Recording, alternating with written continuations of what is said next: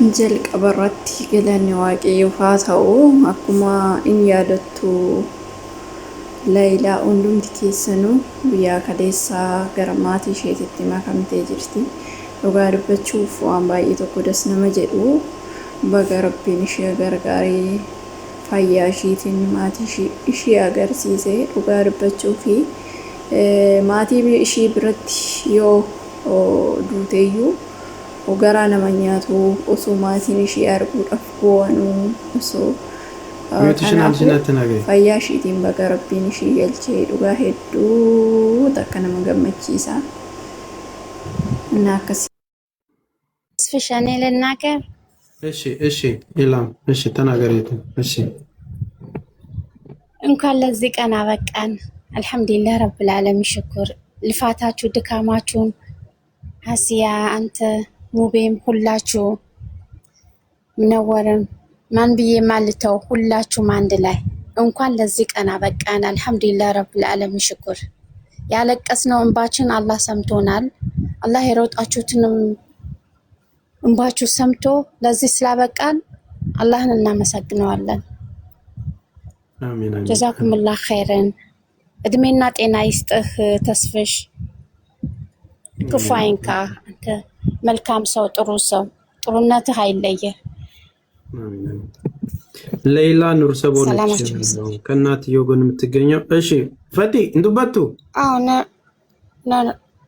እኮ አሁን እሷ እዛ ስለሆነች እኔ ደስታው መናገር ስለማልችል በቃ እሺ egaa waan baay'ee tokko das nama jedhu dhugaa dubbachuu fi abdii kutuunis gaarii miti gargaarsa waaqayyo wajjiniin as geessee egaa namoota meeqa kan achitti intini jedhee galu yaa ta'uuti yoo soo bu'an osoo halkanii guyyaa bu'anuu dhugaa dubbachuuf mana hidhaa jechuun waggaa 15 umurii daa'ima tokkooti yaw kinu waggaa 15 yeroo san dhalatteeyyuu amma biyya arabaa deemaa jirti jechuudha.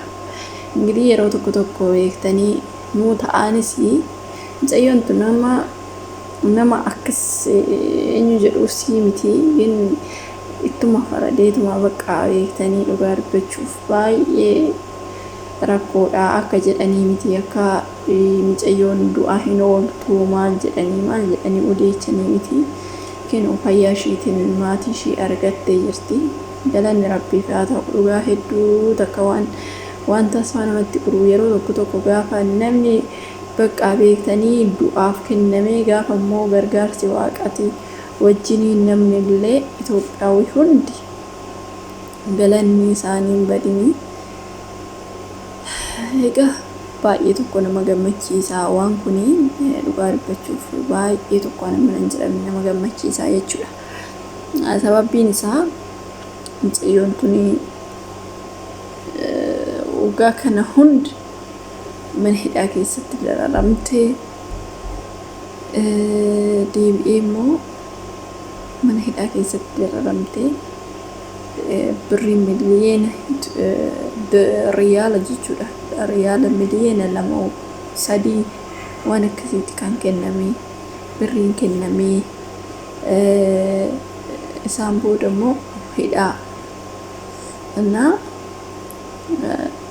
waan hundaaf iyyuu baga rabbiin maatuma akkasitti boo'ee halkanii guyyaa boo'ee siqiidhaan dhugaa dubbachuu fi bifa isaanii fixate kana bakkuma rabbiin isaan gammachiise waan hunduma caala maatiin kun gammachuun baay'ee tokko gammachuun nama hundumaati jechuudha. Gammachuu Itoophiyaa hundaati. Egaa mucayyoon tuni ittis faradee namni biraatillee barumsa irraa fudhachuu qabaa. Osoo waan mafeeyyuu ta'ee biyya ormaa keessatti isaan siyaamiidhaan malee ati miitee akkas dhugaa dubbachuuf yoggaa kana hunda jechuun bataam itti kabbaadidha. Baay'ee ulfaatadha. Waan hundaaf iyyuu rabbiin galanne haa ta'u as geechee yeroo duraa jalqaba haasa'an waan kanarratti yeroo haasa'anii dhugaa dubbachuu biyya arabaa yeroo nan deemanii jalqaba jechuudha. Saawudii ture saawudiitti mucayyoon akkana bakka kanuma aansa'u beektanii dhugaa dubbachuuf mucayyoon ture yeroo saniyyuu manuma hidhaa keessa jirti ilaala. Bakka Itoophiyaa yeroo sanittiin dhiyeessuu Itoophiyaa fudhannu jedhanii mucayyoon Itoophiyaa daa'ima ajjeestee daa'ima qattee akkas jedhu bakka hin sodaatu namoota hedduun waliin naanii waan tokko fakkeenyaaf balleessaa namni tokko balleessan nama hunda Itoophiyaa hundatu qoshooshee jechuudha. Kanaaf badii kanaa kanammoo ishii immoo itti farade seexanni afur seexanaa ishiidhaan godhe dheeni ishiin goote hojii seexanaatii kun yaa'u እንግዲህ aariidhaanis daa'ima tana lubbuun baasti jedhee too hin yaadu garuu immoo hafuura seexanaa ittiin waan jirtuuf mucattiinis kana yaadde malee namni tokko osoo qabeenya isaa hunda dhabe miidhanuuti hedduun uyyuu irra ga'e waan akkanaa kana hin balleessiti jedhee yookiin immoo daa'ima sana akkana gooti jedhee too hin yaadu jechuudha. Ammarree dhugama dubbachuuf dhugaa natti fakkaachuu dida waan isaa jechuudha. Inni yeroo san mana hidhaa keessaa baasaniiti televizyiiniidhaan agarsiisu. Yeroo sanitti jarattiin kiyyallee ilaalinaan jedhu dhugaa dubbachuun mana hidhaa keessaa baasanii yeroo qoratanii deebisanii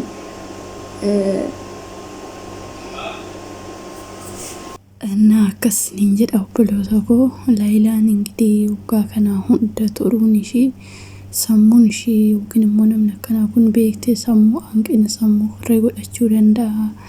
Yoo dhugaa hedduutu akka nama gaddisiisti. Lubbuudhaan ajjeesurra immoo akkanumatti maatiin ishii biratti illee akka taate ta'uu wayya. Alamaninya bakka nagaan galtee bakka rabbiin nagaan ishii galchee maatii ishii ijaan arganii yeroo dubbattullee beektanii dhugaa dubbachuu fi baay'ee intiniidha dubbachuu hin dandeessu seeranii bakka akka malee hanqina sammuutirree waan akkasii kana qabaachuu dandeessi. Yeroo dubbachuuttullee tikikilee miti osoo namni kana hundam dukkana keessatti hidhamee dhiisatii dhugaa dubbachuuf guyyaa tokko hojii malee gaafa taa'anii baay'ee rakkisaadha. Guyyaa tokko hojii beektanii gaafa hojii dhabanii taa'an amma akka nama dabbaruu ni beektu. Amma akka bakka akka malee nama dabbaruu irras immoo akka malee dhugaa dubbachuu fi akka malee nama hin jedha. Ingitii isaan immoo hoggaa kana hunda ani ishee wajjiniin hidhamanii namoota baay'eedha beektanii Saawudii san keessatti ijoollee achi keessatti ijoollee godhatanii Saawudii san keessatti mana hidhaatii yeroo baaturree kaasanii turanii. Yaa ta'u malee yeroo achi keessa baatu namoonni achi keessatti hafan hedduudha. Hargisanoota efiidicha baay'ee tokko dhugaa dubbachuuf nama gaddisiisa. So baay'ee nama nan jedhamne dhugaa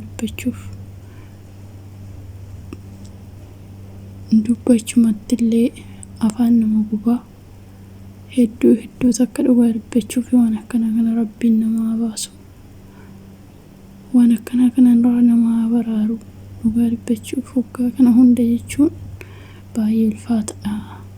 Gammachuun maatii immoo gammadanii oduu lubbuudhaan jiranuu osoo guyyaa tokko oduu irriiba malee dhugaa dubbachuuf ishiidhaas akka qaban oduu boo'anuu har'ufti boruu dhufti oduu jedhanii eeganuu guyyaan geenyaan guyyaa waaqayyo jedhe ingitii fedha waaqayyooti hundumtuu iyyuu ilaala. Fedha waaqayyootiin ta'ee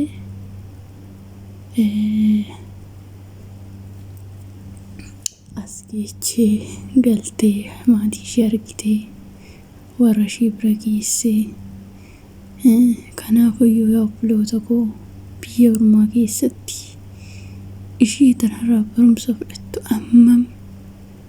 ammam wannumti fe'ee osoo isinitti cimee osoo ammuma fe'ee waan barbaade isin miidhee irraa fagaachuu Rabbiinis immoo akkana nama oolchuu nama baraaruu su'aan akkana waan akkana kanarraa fagaachuudha muul abadan isinii galee Araboonni baay'ee tokko nama obsa qabdu bira taa'a nama obsa qabdu bira ijoollee isaanii guddisaa namni obsa hin qabne immoo dhumni isaa isuma kanaafuu sirriitti of eeggannoo godhaa dhaloota koo kana laaltan barumsa namni hedduun isheerraa barumsa akka argatu abdiin qaba maaliifii adabbii qarshii adabbii hidhaa hoggaa kan hunda lakkoofsiste akkasii osoo biyya keenyatti nama ajjeesanii ammanayyuu birriillee hin kaffalan ammanirree hin taa'an akkasii waan hundaaf Rabbiin nu gargaaru waan akkasitti hin jedhu obboloota koo turtii gaarii qabaadhaa nagaan naa tura hanga walitti deebinutti viidiyoo biraatiin hanga walitti deebinutti turtii gaarii qabaadhaa isiniin jedha.